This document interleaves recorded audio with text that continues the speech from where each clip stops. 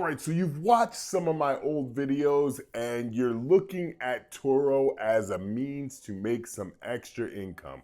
Well, I'm going to let you know about the dark side of Turo.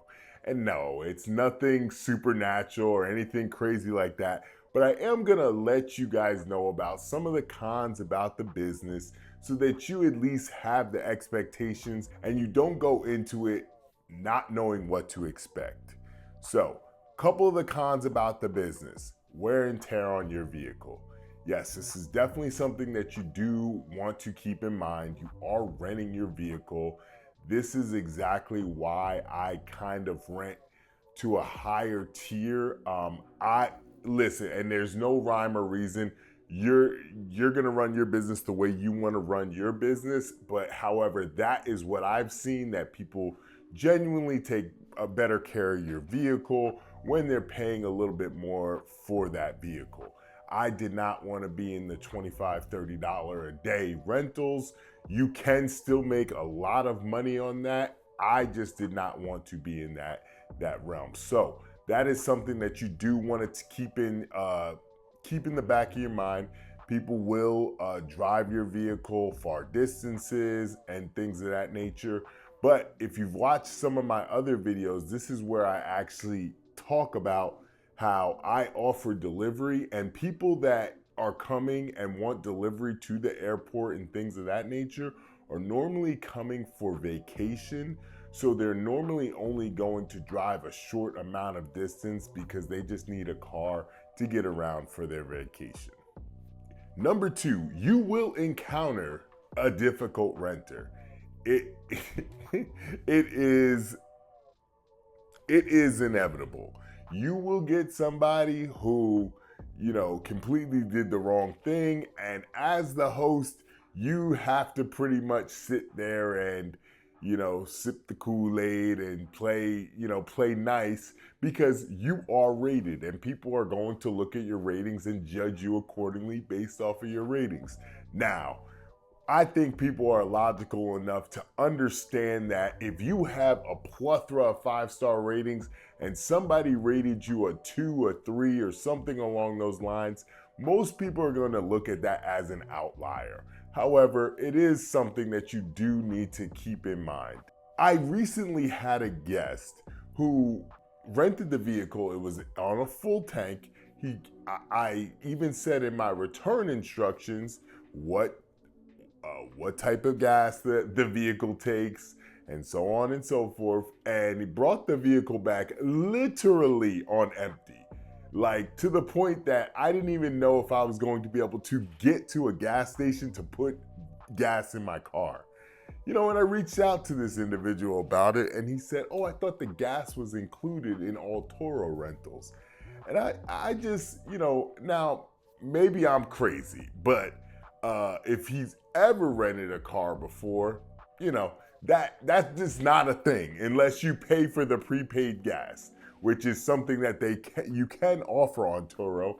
However, you do deal with craziness like that, and the way that you ask for reimbursement from in the Turo app, they're able to rate you after that, and unless they've rated you before that. And obviously, if you say something that maybe they deemed to not be customer service worthy, they might rate you negatively for that. So that's something that you definitely do want to keep in mind. Y'all, time and effort.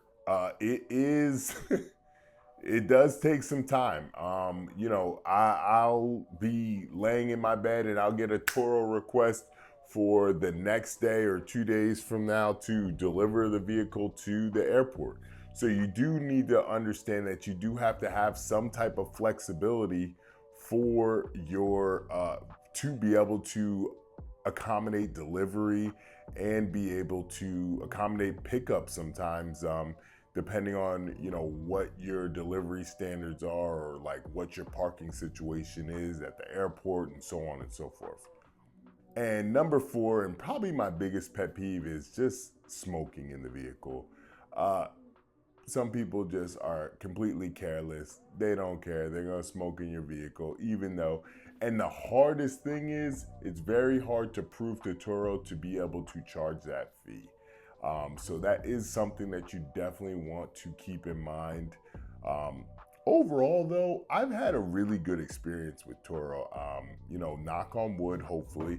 I've only had really one negative thing happen. It was with my Range Rover. I addressed that in a previous video, but all in all, I think it's a very good way to make some additional income. I do want to caution people because I do get reached out to a lot about, hey, what kind of vehicle should I get?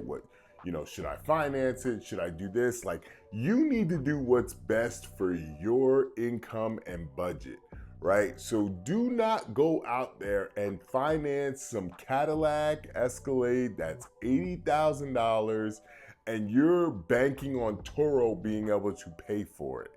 If that is what happens and you could have afforded it without Turo, great. You're doing what Turo was intended for. But do not go leverage yourself so much and rely on Turo's income to be able to pay for that vehicle. There are times where you don't get requests, and maybe sometimes you have to get to a Thursday or Friday and you have to drop the price on the weekend just to get that car rented out. And you don't want to be in a scenario where you have to have the car rented or else you're in danger of not being able to make the payment. So I just want to caution people with that. Those are some of the things to look out for on Turo, as I would say, the dark side of Turo, right?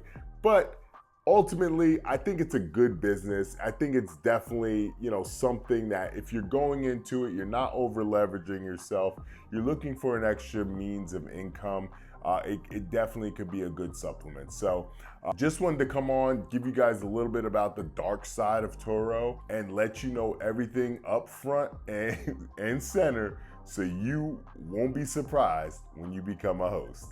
I'll talk to you on the next one. The future I see is up to me. Take care.